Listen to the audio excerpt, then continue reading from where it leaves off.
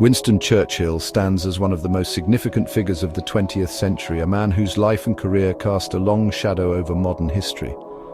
To many, his name is synonymous with defiance, courage, and the ultimate victory against one of the most evil regimes the world has ever known.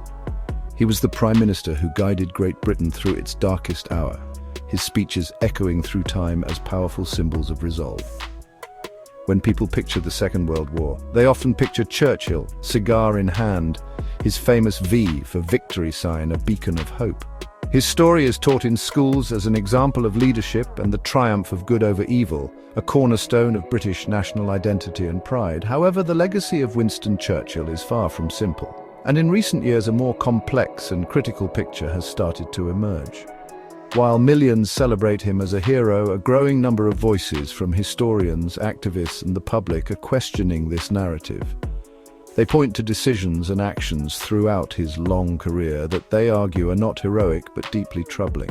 These critics label him a racist, an imperialist, and even a war criminal responsible for policies that led to immense suffering and death for countless civilians. This has sparked a fierce debate that continues to this day, challenging us to look beyond the popular image and examine the man in his entirety. This ongoing discussion is not just about rewriting history, it is about understanding how we remember our past and who gets to define our heroes. The debate over Churchill forces us to confront uncomfortable truths and ask difficult questions. How do we judge historical figures who lived in different times with different values? Can a person be both a savior and a villain? Exploring the different sides of Churchill's legacy helps us understand the complexities of leadership, the moral ambiguities of war, and why his influence is still felt so strongly in the political and cultural conversations we have today, more than 80 years after his greatest triumphs. The purpose of this exploration is not to reach a final verdict or to place Churchill neatly into a box labeled hero or villain. Instead, it is to present the evidence from both sides of the argument, allowing you to see the full picture. By examining his celebrated achievements alongside his most controversial decisions, we can begin to appreciate why he remains such a fascinating and divisive figure. We will look at his celebrated leadership during the Second World War, but also at accusations concerning the bombing of German cities, his role in the First World War, and his other political choices that paint a much more complicated portrait of the man and his impact on the world. The most powerful argument for Winston Churchill's heroic status is his unwavering opposition to Nazi Germany in the 1930s. During this decade, known as his wilderness years, Churchill was largely out of political power and became a lonely but persistent voice warning about the rising threat of Adolf Hitler. While many leading politicians in Britain, including Prime Ministers Stanley Baldwin and Neville Chamberlain, pursued a policy of appeasement, hoping to avoid another devastating war by making concessions to Germany, Churchill argued passionately that this was a path to disaster. He saw the true nature of the Nazi regime and tirelessly called for Britain to rearm and prepare for the inevitable conflict. His foresight during this period was remarkable. He pushed for the development of advanced military technology, most notably the Hurricane and Spitfire fighter planes that would later be crucial in winning the Battle of Britain. At a time when many in power wanted to believe in peace at any price, Churchill's speeches in the House of Commons were stark warnings of the gathering storm. He was often dismissed as a warmonger, an old-fashioned relic of a bygone era who could not understand the new dynamics of European politics. Yet history would prove him right in the most dramatic and terrifying way, making his lonely stance appear not just correct but profoundly heroic. When Hitler's armies invaded Poland in 1939 and the Second World War began, Churchill's predictions came true. His long-held warnings were finally heeded, and he was brought back into the government as First Lord of the Admiralty, the same position he had held at the start of the First World War. His return was a clear signal that Britain was now serious about fighting the war.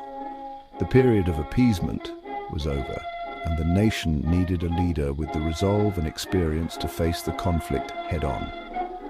For the British people, his presence in a position of power was a source of great reassurance. This chapter of his life forms the core of the heroic Churchill narrative, It is the story of a visionary leader who saw the danger when others were blind to it, who was willing to be unpopular for the sake of his country's safety, and who was ultimately vindicated. This image of Churchill as the lone prophet, the Cassandra of British politics, is a powerful one. It portrays him not as a politician seeking power, but as a patriot, driven by a deep sense of duty to protect his nation and the world from the tyranny of Nazism. This is the Churchill that many remember and celebrate, the man who stood up to evil when others looked away. In May 1940, Winston Churchill became Prime Minister at one of the most desperate moments in British history. Nazi Germany had launched its blitzkrieg across Western Europe, and the Allied forces were collapsing. France was on the brink of surrender, and the British Army was trapped on the beaches of Dunkirk. With the Soviet Union bound to Germany by a non-aggression pact and the United States officially neutral, Britain stood utterly alone against the might of Hitler's war machine. It was in this moment of extreme crisis, what Churchill himself would call the darkest hour, that his leadership truly shone, cementing his place in the annals of heroism. Faced with the prospect of a German invasion, some members of his own war cabinet, including the Foreign Secretary Lord Halifax, argued that Britain should seek peace terms with Hitler. They believed that continuing the fight was a hopeless gamble that would only lead to the nation's destruction. It was here that Churchill made perhaps his most important contribution. He adamantly refused to even consider negotiations with the Nazis. In a series of powerful speeches to his cabinet, parliament, and the public, he rallied the nation with his defiant spirit, famously promising blood, toil, tears, and sweat, and declaring his aim was simple victory, victory at all costs. His words had a profound effect on the morale of the British people. Through radio broadcasts, his distinctive voice became a source of strength and inspiration during the relentless bombing of the Blitz. He projected an image of unshakable confidence and determination, convincing the public that Britain could and would survive. His famous speeches, "We shall fight on the beaches, this was their finest hour," are not just historical documents, they are masterpieces of rhetoric that captured the spirit of a nation under siege and united it in a common purpose. He gave people the courage to endure immense hardship and the belief that their sacrifice was not in vain. Beyond his soaring rhetoric, Churchill also demonstrated astute strategic leadership. He made crucial decisions that helped Britain hold on during those critical early years. He correctly assessed that Germany did not have the naval capability to launch a successful invasion of Britain, provided the Royal Air Force could control the skies. He supported the daring evacuation of over 300,000 soldiers from Dunkirk, turning a military disaster into a story of miraculous deliverance. By keeping the fight going, he showed the United States that Britain was a worthy and reliable ally, paving the way for future American support that would ultimately turn the tide of the war. For these reasons, many see him as the indispensable leader who saved not only Britain but Western civilization itself. While the image of Churchill as the heroic wartime leader is deeply ingrained in our collective memory, there is a starkly different and much darker interpretation of his legacy. A growing number of critics argue that far from being a hero, Churchill was a ruthless politician whose actions meet the definition of a war criminal. This perspective challenges the very foundation of the popular narrative, asking us to look at the immense human cost of his decisions. These accusations are not made lightly and are often supported by historical evidence that paints a disturbing picture of a leader who was willing to use brutal methods to achieve his goals, often with a shocking disregard for civilian life. The core of this argument rests on the claim that Churchill pursued victory with a cruelty that crossed moral and legal lines. Critics point to a pattern of behavior throughout his career, from his early days as a colonial administrator to his leadership in 2 world wars, that they say shows a fascination with war and a willingness to inflict suffering on a massive scale. For these critics, the celebrated bulldog spirit was, in reality, a form of brutal fanaticism. They argue that his refusal to consider peace in 1940, while celebrated as heroic, needlessly prolonged the war and was responsible for years of additional death and destruction across Europe. This viewpoint suggests that Churchill was not a reluctant warrior forced into conflict, but a man who reveled in it. Quotes attributed to him, such as his purported view that peace was bland and that the story of the human race is war, are used as evidence of a mindset that saw conflict as a glorious and necessary part of human existence. This perspective reframes his leadership during the Second World War not as a defensive struggle for survival, but as an aggressive and uncompromising campaign where the ends justified any means, no matter how horrific. The charge of war criminal stems from specific policies he championed and oversaw. These accusations force us to confront the uncomfortable moral ambiguities of total war. Was Churchill's single-minded focus on victory a necessary evil in the face of an unparalleled threat like Nazism? Or was it an expression of his own ruthless nature? The villain narrative argues for the latter, suggesting that his actions were not just tough decisions made under pressure, but were part of a consistent ideology of dominance and violence. This interpretation asks us to re-examine the celebrated moments of his career and consider the victims of his policies, from German civilians to colonial subjects, whose stories are often left out of the heroic tale. One of the most serious and persistent accusations against Winston Churchill concerns the strategic bombing campaign against Germany during the Second World War. Under his leadership, the Royal Air Force's Bomber Command unleashed a devastating air war on German cities, while at first the intention was to target military and industrial sites. The strategy, evolved into what is now often described as area bombing or terror bombing. This involved dropping massive quantities of incendiary and high-explosive bombs on densely populated urban centers, with the explicit goal of dehousing the German workforce and destroying civilian morale. Critics argue this was a war crime, a deliberate and systematic slaughter of non-combatants. The scale of the destruction was frankly immense. Over the course of the war, the bombing campaign resulted in the deaths of an estimated 600,000 German civilians, including many women and children, and left millions more homeless. Cities like Hamburg, Cologne and Berlin were reduced to rubble.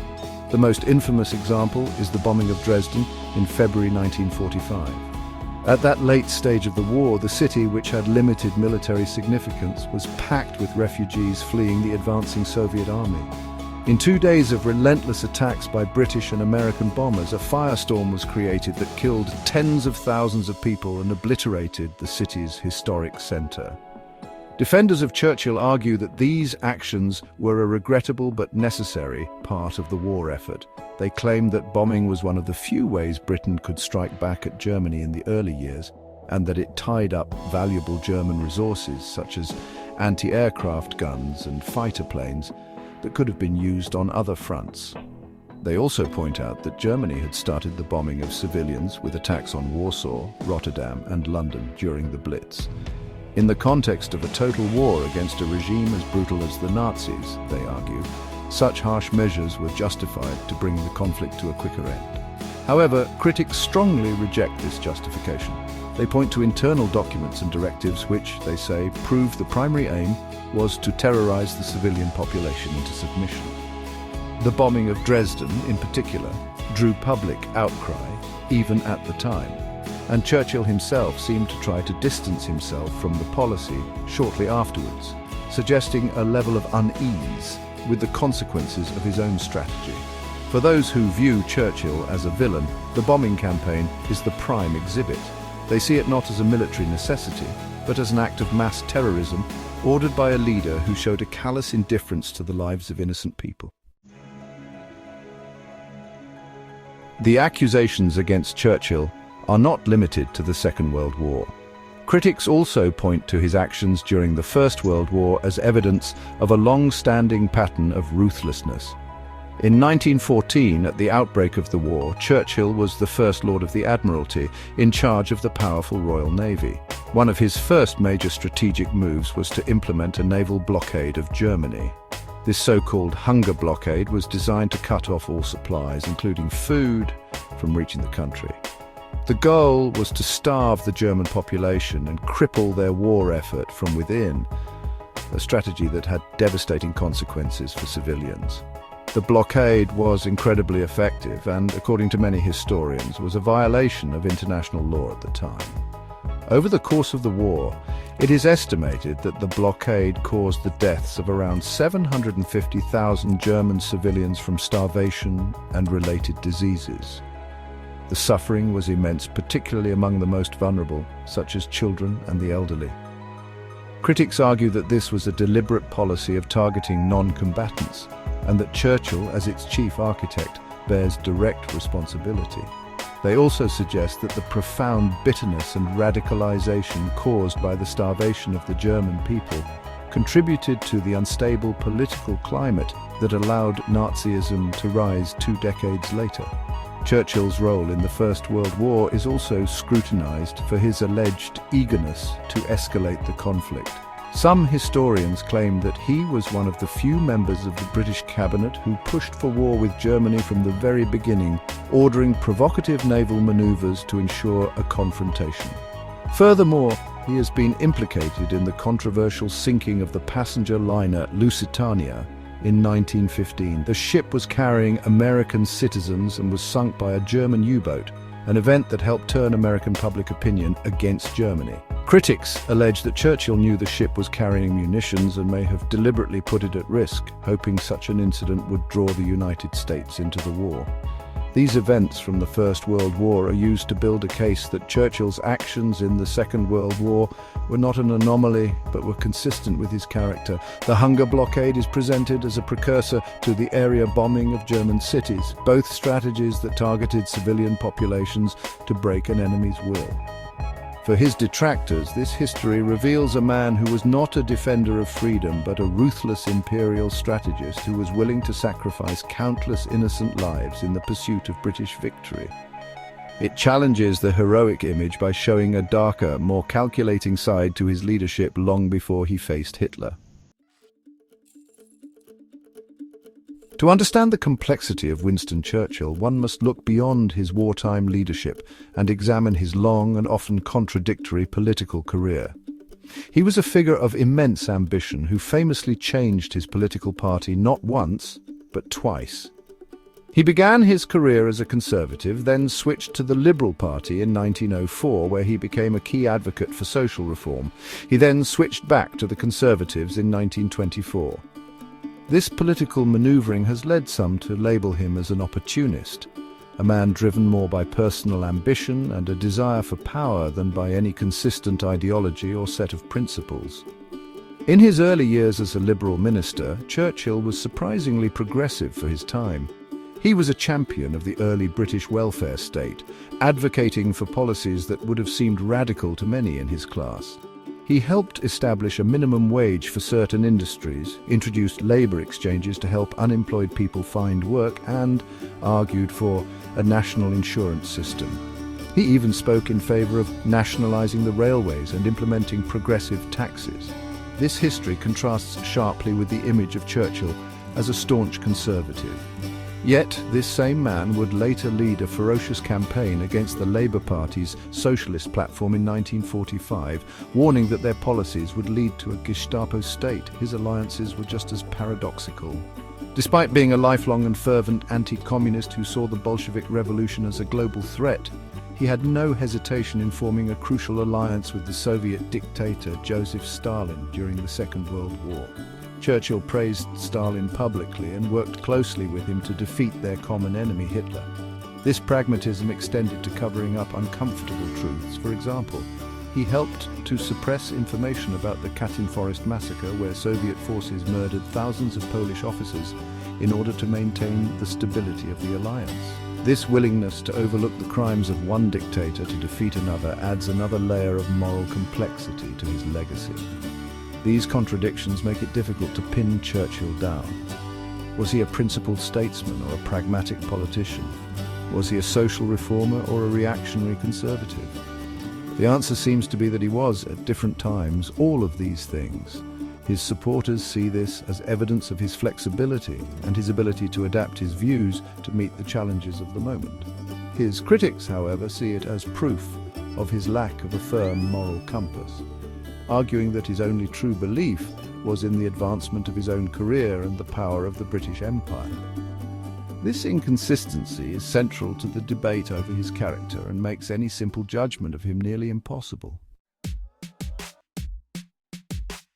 For many people in Britain and the West, Winston Churchill is the saviour of freedom. However, for millions of people across the former British Empire, his legacy is viewed very differently. Churchill was, at his core, a staunch and unapologetic imperialist.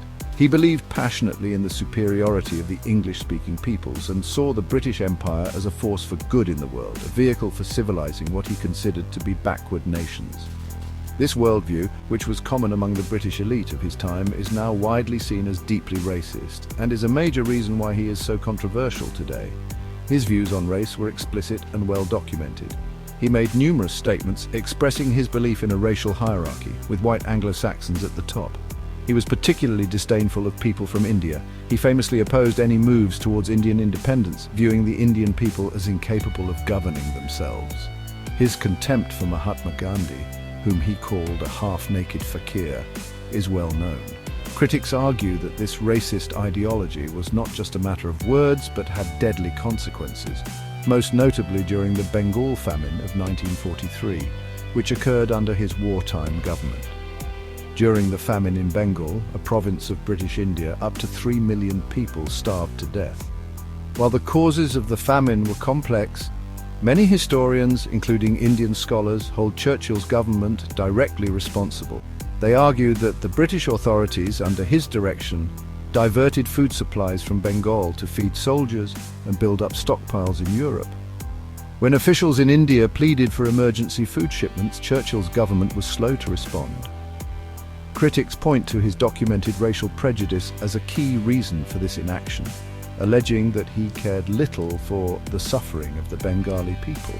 For many in India and across the South Asian diaspora, this event defines Churchill's legacy not as a hero, but as a tyrant.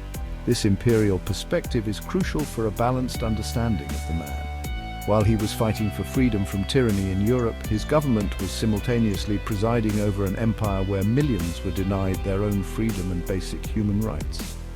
This immense contradiction is at the heart of the modern debate. How can a man be celebrated as a champion of liberty when he was so committed to denying it to so many others based on their race? For people whose families and ancestors experienced the harsh realities of British colonial rule, the statue of Churchill in Parliament Square represents not a saviour but a symbol of oppression, racism and imperial exploitation. The legacy of Winston Churchill is a landscape of towering peaks and deep, dark valleys. On one side, we see the defiant leader who stood alone against Nazi tyranny, whose words and will seemed to bend history itself. He was the indispensable man in Britain's darkest hour, the architect of victory and the saviour of Western democracy. This is the Churchill of myth and legend, the figure immortalised in bronze and celebrated in film. It is a powerful and compelling story, and one that contains a great deal of truth. His courage and resolve in 1940 were undeniable, and the world would almost certainly be a much darker place had he not risen to the challenge. On the other side, we see a much more flawed and troubling figure. This is the Churchill who championed policies that led to the deaths of hundreds of thousands of civilians, from the hunger blockade of Germany in one war to the firebombing of its cities in the next. This is the man who held racist views and presided over an empire with an iron fist, whose indifference to the suffering of his colonial subjects in places like Bengal is a deep stain on his record. This is the political opportunist, the man of contradictions, whose commitment to freedom did not seem to extend to people of a different colour or culture. This too is a story that contains a great deal of truth. So how do we reconcile these two vastly different portraits? Perhaps the answer is that we should not try to. The effort to label Churchill as either a hero or a villain may be the wrong approach. Such simple labels fail to capture the complexities of a man who was both a product of his time and a force that shaped it. He was a man of profound contradictions, capable of both immense vision and shocking cruelty. He could champion liberty in Europe while simultaneously denying it to millions across the globe. He was, in short, a deeply complicated human being who wielded enormous power at a critical moment in history. Ultimately, the task of judging Winston Churchill falls to each of us. His story forces us to ask fundamental questions about how we remember the past. Should we judge historical figures by the standards of their time or by our own? Can we celebrate a leader's triumphs while also condemning their sins? There is no easy answer. But by examining all sides of his story, the celebrated victories and the uncomfortable truths, we move beyond the simple myth and get closer to the complex man. In doing so, we learn not only about Churchill, but also about the enduring challenge of navigating the moral complexities of leadership, war, and history itself.